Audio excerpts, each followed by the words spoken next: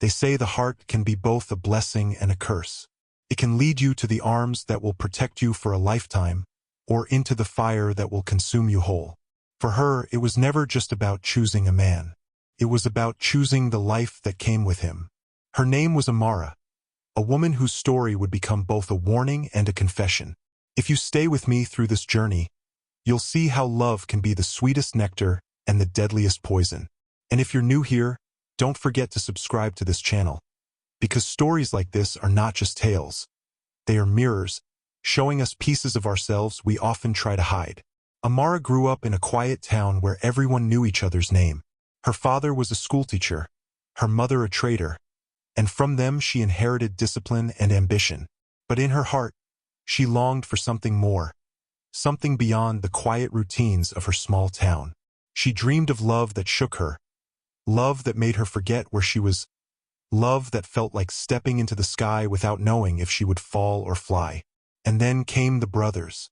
Chaik was the first she met, the elder brother. Calm, steady, and dependable. His voice carried patience, and his eyes carried wisdom far beyond his age. When he spoke to her, he did not rush.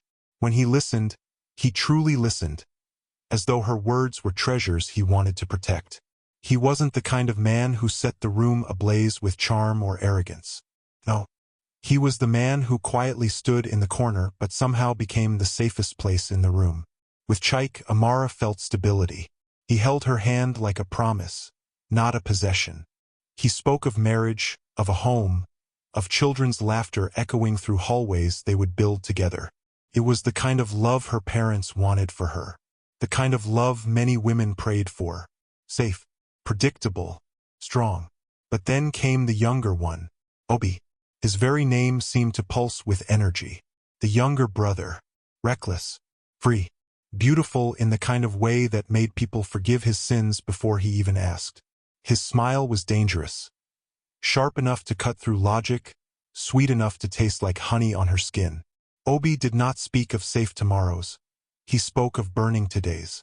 He talked about cities far away, adventures they could chase, nights they would never forget.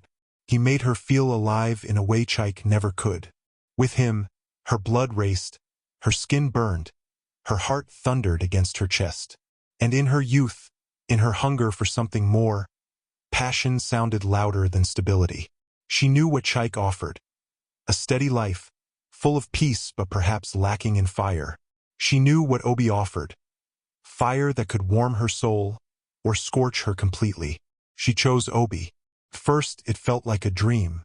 Their days were wild with laughter, their nights even wilder. She would lie awake beside him, her body trembling with joy and her heart whispering, "This is love. This is what it means to feel alive." Everywhere they went, Obi made her the center of his world. He shouted her name in crowded markets, kissed her beneath the rain, promised her the kind of future that sounded too big, too bright to fail. And Amara believed him. She believed that fire was better than calm, that storms were more beautiful than clear skies, that passion would be enough to carry them through anything. But in the quiet moments, when his laughter turned to silence, when his eyes drifted elsewhere, when his temper flared like sudden lightning, she thought of Chaik, the man she left behind, the man who had offered her peace while she had chosen chaos. Still, she silenced those thoughts. She told herself that passion was worth every scar it might leave. It was at a family gathering, months after she had chosen Obi, that the truth first whispered to her heart.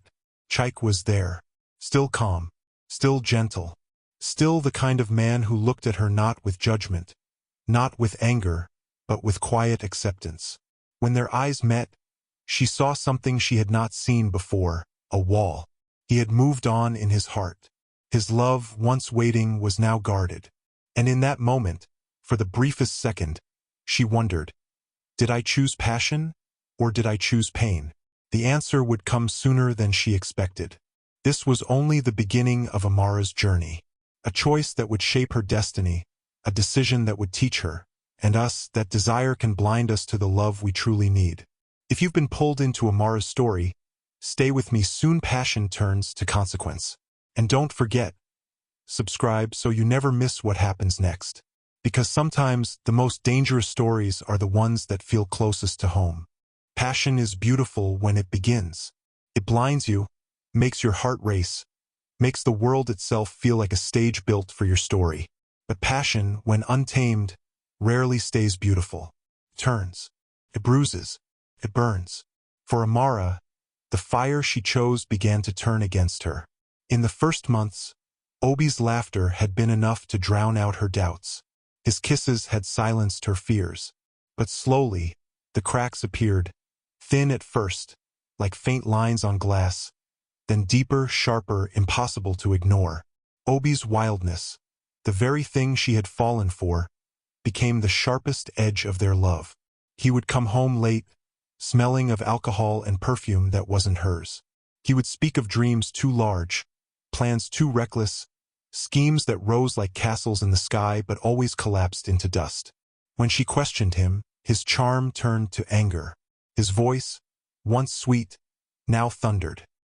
He would shout, "Leave the house," then return hours later with apologies that melted her again. Amara told herself this was what passion meant, that love was not meant to be calm, but to be survived. But each night, when she lay awake beside him, staring at the ceiling, she remembered Chaik, the elder brother, the man she left behind. She remembered how his silence had never been cruel, how his promises had never been broken. And regret, once a whisper, began to grow louder. One evening, fate twisted the knife deeper. Amara ran into Chaik at the market. He was no longer the man whose love she had rejected. He was someone else now, steadier, fuller, as though her absence had only refined him. And by his side was another woman. She was not extraordinary in beauty, not the kind to draw every eye in the room, but she carried herself with grace, with peace. She held Chaik's arm the way Amara once did.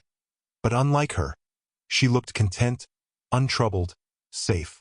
Chaik introduced her politely. His voice was still kind, but it carried no longing, no ache, no regret. He had moved on. Amara smiled, exchanged pleasantries, but inside, she was breaking. The man who had once been her second choice was now beyond her reach. The door she once thought would always be open was now closed, locked, and sealed. And she was standing in the ruins of the choice she had made.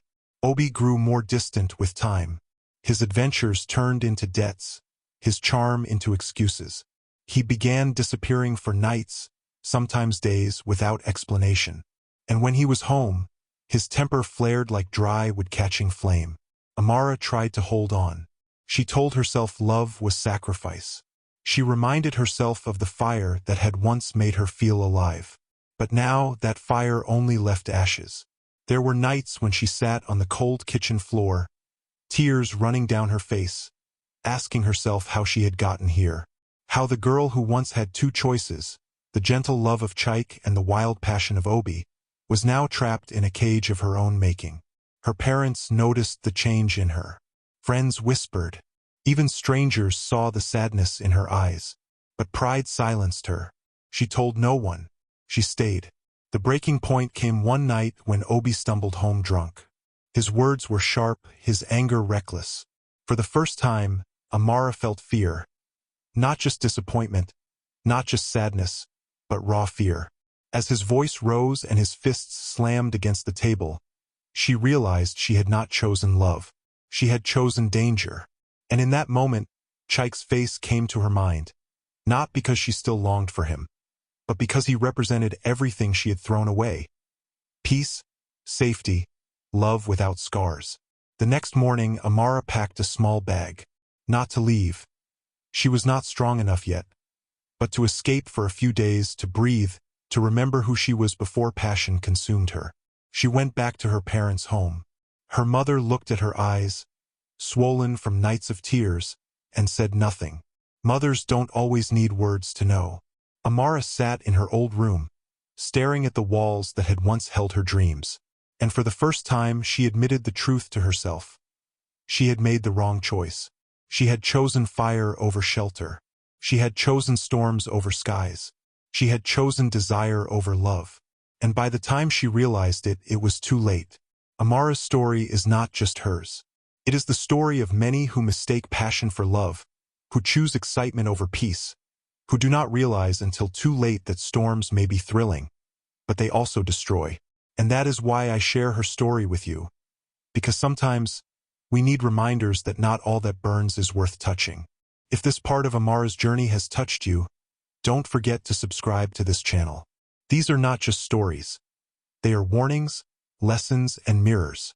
The next chapter will reveal how regret shaped the rest of her life, when passion finally demanded its full price. Stay with me. The end of Amara's story will leave you breathless. Regret is a shadow that never fully leaves you. It clings to your footsteps, whispers in your quiet hours, and rewrites your memories until you can no longer tell where happiness ended and sorrow began. For Amara, regret became her constant companion.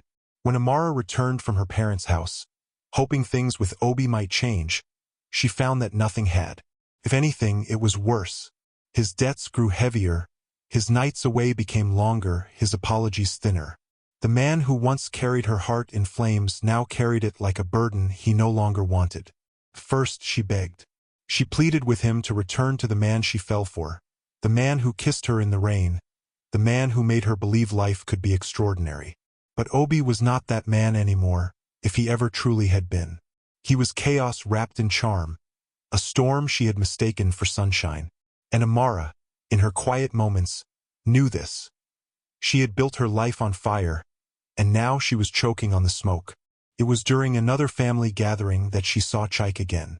By now he was married, with a child resting in his arms.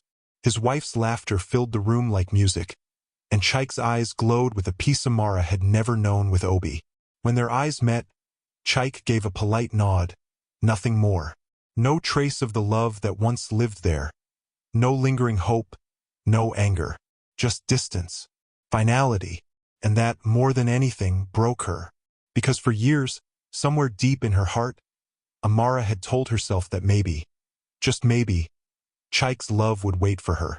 That one day, if things with Obi crumbled, she could return. But now, watching him rock his child to sleep, she realized she had not just lost a man. She had lost the life she could have had.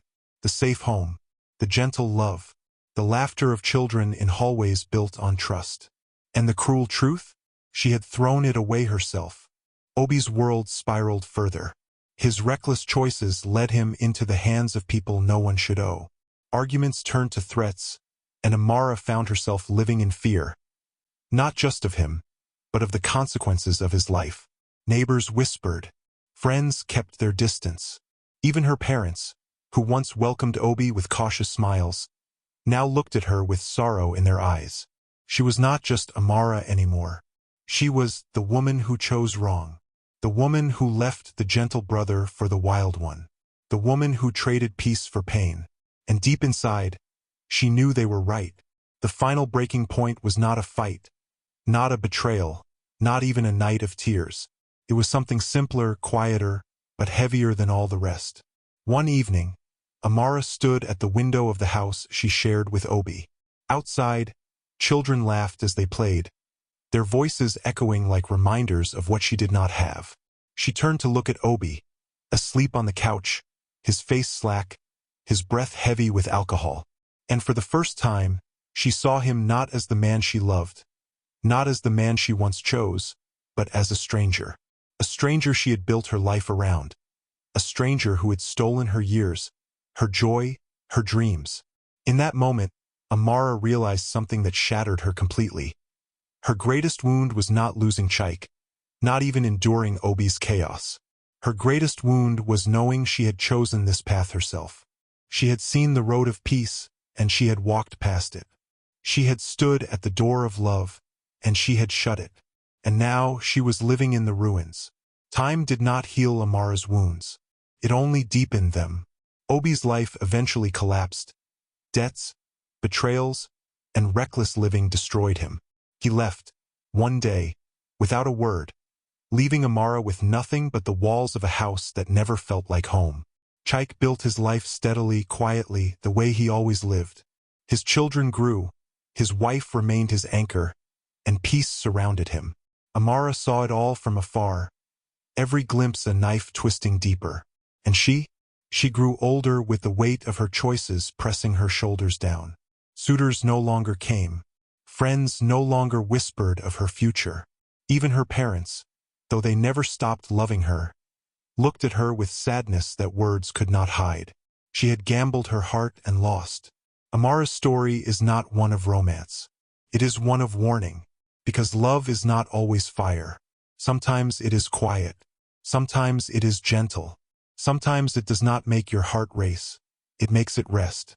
And too often we mistake calm for boring and passion for true love. But Amara learned too late that storms may thrill you, but they also destroy.